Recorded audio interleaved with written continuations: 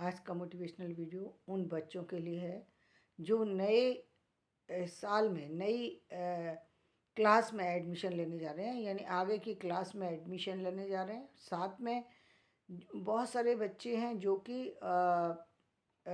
कि graduation post graduation का exam देने जा रहे हैं। दो तरह के बच्चे जो हैं इस समय हमारे सामने, जो कि बहुत महत्वपूर्ण है दोनों के लिए। जीवन में ये सोचना कि हम आगे अपने जीवन को कैसे लेकर के चलें। पहली बात, पहले हम बात करेंगे उन बच्चों की जो जो 10th में पहुंच रहे हैं या जो 12th में पहुंच रहे हैं। तो सबसे पहली बात ये है कि आपके साथ में यदि आपके पेरेंट्स आपको कोई गाइडेंस देते हैं तो उनकी गाइडेंस को भी सुने। स्कूल में जो गाइडेंस आपको दी जा रही है उस गाइडेंस को भी नज़रअंदाज ना करें। अक्सर बच्चे जब 11th में होते हैं तब तो बहुत ज़्यादा लापरवाही दिखाते हैं, क्योंकि फर्स्ट ईयर रेस्ट ईयर करके कुछ इस तरीके से उन्होंने अपनी सोच बना रखी है कि जो कि गलत है। बहुत ज़्यादा ज़रूरी क्या है कि आप सिंसियरली 10th के एग्ज़ाम के लिए तैयारी करें पहले तो, क्योंकि अच्छे मार्क्स यदि आपके आए, मार्क्स का बहुत बड़ा महत्व होता है 10th क्लास में, क्योंकि आपका जो फ्यूचर है कहीं ना कहीं उससे जुड़ा हुआ है।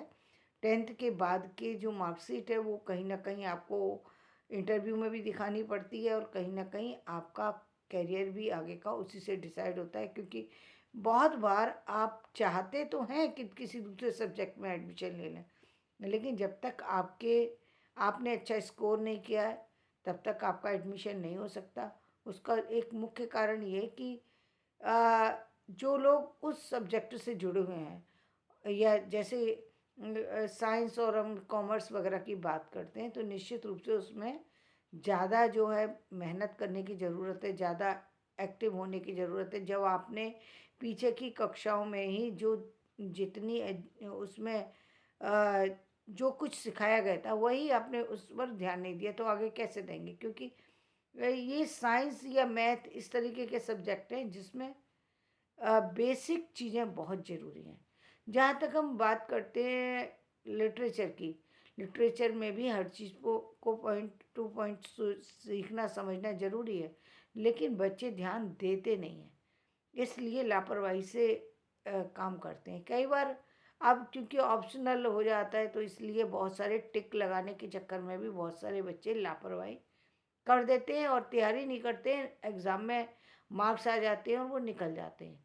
तो पहली गलती तो यह है कि आप सिर्फ टिक लगाने वाली इस शैली को ना अपनाएं। जो क्लास में पढ़ाया जा रहा है उसको सिंसियरली पढ़ें और याद करें। यदि आप उन्हें जितना बताया जा रहा है, ये उन बच्चों के लिए जो कि बहुत ज़्यादा शार्प नहीं है, ये उनके लिए बताया जा रहा है कि जो बताया जा रहा है आप उसको फॉलो करें। यदि आप शार्प हैं, यदि आप पहले से ही इतने इंटेलिजेंट हैं कि आपको जो क्लास में पढ़ाया जा रहा है आप उससे भी पहले काम को कर लेते हैं, यानी जितना वो बताते हैं आप उससे भी अधिक स्टडी कर लेते हैं। बहुत सारे बच्चे इस तरीके के होते हैं, देखे जा रहे हैं आजकल के इस तरीके के बच्चे हैं जो बहुत इंटेलिजेंट हैं। तो निश्चित रूप से आप लाइब्रेरी को ज्वाइन करें, या फिर ऑनलाइन आपको वीडियो मिल जाएंगे, आप वहाँ से देख सकते हैं।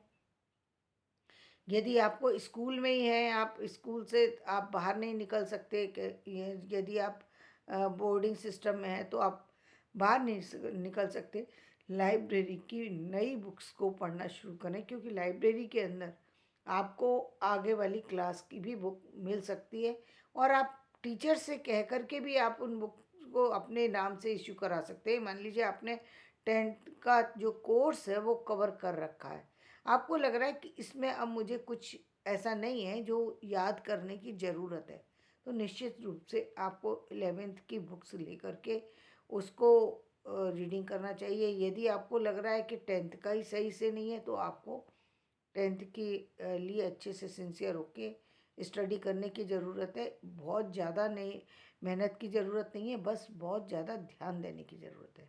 सिर्फ इतनी ही आवश्यकता है और इससे ज़्यादा आवश्यकता नहीं है। जब आप 10th से 12th में आ जाते हैं तब आपको ज़्यादा सिंसियर होने की ज़रूरत पड़ती है, क्योंकि एक पर्टिकुलर ब्रांच को आप पकड़ लेते हैं कि भाई अब इसी लाइन में हमको आगे बढ़ना है। तब आपको, चाहे वो लिटरेचर है या साइंस है या फिर वो मैथ्स है या कॉमर्स है, कुछ भी है, लेकिन आपको जिस भी सब्जेक्ट को आप चुन रहे हैं उस सब्जेक्ट के बारे में डीपली नॉलेज लेने की ज़रूरत है। यहीं से आपकी जो आगे की तैयारी भी, आगे के जितने भी इंटरव्यू होंगे, चीज़ें होंगी, उन सब की तैयारी यहीं से शुरू हो जाती है। 10th से शुरू होती है पहले तो, कि 10th में जब आप करते हैं तब आपको जो जितना भी 6 का 7th का और 8th का कोर्स कवर कर लेना चाहिए। यदि कोई चीज़ नहीं आ रही है तो आपको देखना चाहिए कि इसमें कौन सी चीज़ बताई गई थी जो हमसे छूट गई है, उसको भी कवर कर लेना चाहिए यदि आपके पास समय है तो। नहीं है तो कोई बात नहीं है, आप उतना ही कीजिए जितना आपको बताया जा रहा है, लेकिन कर लीजिए। और जो बच्चे बोर्डिंग में नहीं है तो निश्चित रूप से उनको ज़रूरत है, पेरेंट्स यदि ध्यान न नहीं भी देते या आपके पास कोचिंग का सहारा नहीं भी है तो भी आपको जितना स्कूल में बताया जा रहा है उतना कीजिए। यदि आपको लग रहा है कि स्कूल के अंदर उतना नहीं बताया जा रहा है जितनी की आपको आवश्यकता है, तो अपने आप से मेहनत कीजिए या स्कूल के टीचर से वापस से रिक्वेस्ट कर लीजिए कि हमें प्लीज़ बता दीजिए कि हम किस तरीके से तैयारी करें बोर्ड की। तो वो आपको गाइड कर सकते हैं कि किस तरीके से आपको तैयारी करनी है, आप कितने इंटेलिजेंट हैं और कितने कमज़ोर हैं, इसके बारे में उनको अच्छी जानकारी होती है। तो जिस सब्जेक्ट, आपके पास जितने सब्जेक्ट है उतने सब्जेक्ट टीचर से आप यदि गाइड लेंगे, उनसे यदि आप गाइडेंस मांगेंगे तो वो निश्चित रूप से आपको गाइड करेंगे। तो ये तो थी आपकी और 12th के बच्चों के लिए। और अब जो हम बात करेंगे कि ग्रेजुएशन के, पोस्ट पोस्ट ग्रेजुएशन के बच्चे जो हैं, जो कि एक बड़ी क्लास में हैं और उनके मार्क्स, उनका तो सारा पूरा फ्यूचर ही अब इस ग्रेजुएशन, कई बार तो बच्चे ग्रेजुएशन के बाद पोस्ट ग्रेजुएशन कर भी नहीं पाते। यानी एक तरीके से ग्रेजुएशन ही उनके जीवन की अंतिम कड़ी होती है। बहुत सारे बच्चे हैं जो ग्रेजुएशन के बाद उनको मौका ही नहीं मिलता। वो चाहते तो बहुत हैं लेकिन उम्र के इस दौर में पहुंच जाते हैं, यानी बहुत सारे बच्चे से जो 22 साल, 23 साल, 24 साल में ग्रेजुएशन ही कर पाते हैं और इसके बाद फैमिली से बंध जाते हैं और फिर कहीं ना कहीं बिजनेस, सर्विसेज, सब चीज़ों के चक्कर में वो फंस जाते हैं और अपने आने वाले फ्यूचर के बारे में कोई प्लानिंग नहीं कर पाते, ना ही पोस्ट ग्रेजुएशन कर पाते किसी न किसी कारण से। तो उनके लिए तो बहुत ज़रूरी है कि वो ग्रेजुएशन पे ही सबसे पहले ध्यान दें। ग्रेजुएशन में कोई कमी नहीं रहनी चाहिए, क्योंकि यहीं से फिर आपको पोस्ट ग्रेजुएशन करना है, वो सब्जेक्ट भी आपको पता होना चाहिए कि मुझे पोस्ट ग्रेजुएशन करना है या किसी कंपटीशन में जाना है या क्या करना है। तो यहीं पर आप पूरी तरह से अपने आप को तैयार कर लें। 1 मिनट या 1 घंटा ख़राब करना भी आपके लिए जो है वो कहीं ना कहीं परेशानी का हो सकता है। दूसरी बात, गलत संगत को भी आपको यहीं विराम देना चाहिए। ये चारों, 10th, 12th और जो ग्रेजुएशन और पोस्ट ग्रेजुएशन, ये चारों ऐसे हैं आपके जीवन में जिनसे आपका जीवन जो है पूरी तरह से संभल सकता है, पूरी तरह से बर्बाद भी हो सकता है। यदि गलत दोस्तों के बीच आप बैठने शुरू हो गए तो निश्चित रूप से वो आपको कहीं ना कहीं गलत चीज़ों की तरफ भी लेकर के जा सकते हैं। यहाँ पर आपके बिगड़ने के और सुधरने के चांस भी बहुत ज़्यादा होते हैं। बाहर ज़्यादा घूमने की ज़रूरत नहीं होती। यदि आप अ, जा रहे हैं आप स्कूल तो सीधे आपको घर आना चाहिए। कोई ज़्यादा इधर उधर घूमने का समय ही नहीं होता। घर में रहिए, घर में स्टडी कीजिए, अ, अपने पेरेंट्स के सामने कीजिए ताकि आपको सही गाइडेंस मिल सके और आपको जो है एक सेफ्टी के पॉइंट ऑफ व्यू से भी आप पूरी तरह सुरक्षित रहें। किसी भी तरीके से उन लोगों से बचें जिन लोगों के संपर्क में आने से आपका फ्यूचर बिगड़ता है। यही वो टाइम है। पेरेंट्स कई बार ध्यान देते हैं, कई बार ध्यान नहीं दे पाते। ये उन बच्चों के लिए जो बोर्डिंग वगैरह में नहीं है, जो बाहर हैं। जो बोर्डिंग में है वहाँ पर जितने टीचर हैं वो तो जितना ध्यान देते हैं, लेकिन आपको अपने आप से भी अपने बारे में सोचना है, क्योंकि आप यहाँ पर पढ़ने के लिए आए हैं।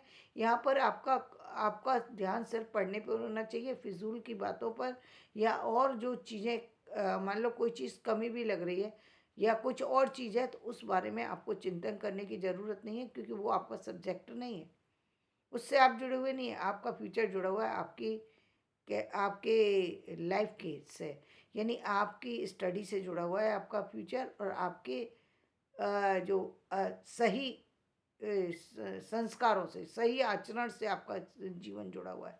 इसका पूरा का पूरा प्रभाव आप पर पड़ेगा। यदि यहाँ से आपसे कोई गलती हो गई 10th और 12th से, या ग्रेजुएशन या पोस्ट ग्रेजुएशन पढ़ने वाले, तो फिर वो उसके लिए व्यक्ति को पूरे जीवन पछताना पड़ता है। इसलिए यहाँ पर आपको बहुत संभलने की ज़रूरत है। एक एक कदम फूक फूक करके रखिए, चारों तरफ सोच समझ करके किससे बोल रहे हैं, क्या बोल रहे हैं, यहीं से आपके अपने आप के बारे में सोचना शुरू कीजिए, काम करना शुरू कीजिए, सही चीज़ों को पढ़ना शुरू कीजिए।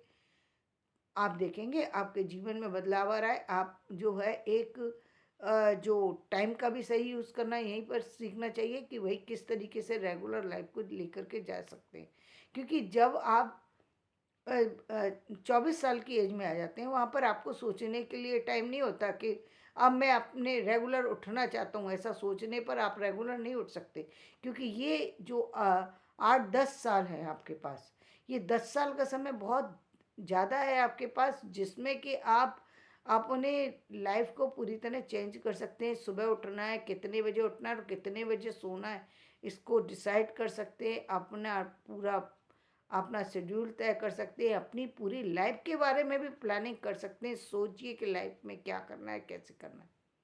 ये बहुत बड़ा ऐसा समय है जहाँ पर जीवन जो है आपको एक ऐसी ऊंचाइयों तक लेकर के जाएगा जहाँ के लिए आपने कभी कल्पना नहीं की। आपने यदि यहाँ पर अपनी उड़ान को सही जगह पर यूज़ किया, अपनी सोच को सही जगह पर लेके गए, अपने संस्कारों को सही लेकर जगह ले गए, तो आप देखेंगे आप अपने परिवार का नाम बदलेंगे, अपने स्कूल का नाम बदलेंगे, अपना नाम बदलेंगे, अपने समाज का नाम बदलेंगे, सब कुछ बदल जाएगा आपके देखते ही देखते, और आपके सपनों को पंख लग जाएंगे और एक दिन आप आसमान में उड़ने लगेंगे।